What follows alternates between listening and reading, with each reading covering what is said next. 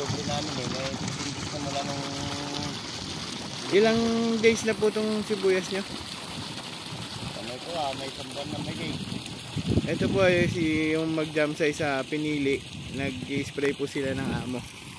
Ito po yung amo. Ito. Serbuk Jamsay.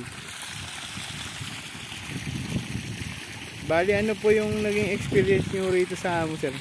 Maganda naman ang naging problem ng amo. At laki nga yung mga hirap na lumaking maliliit. Kaya kung 15 siguro, kukuha kami ulit ito. Pagdating nyo iba. Hindi kami makakon na bibilingat.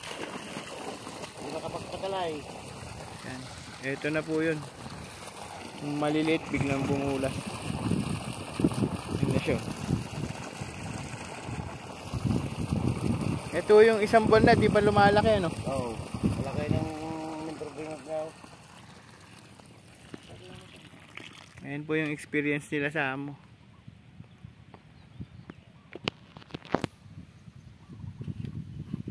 Ayan na yung sibuyas. Ito yung nakarang binibidyo ko na maliliit pa nun.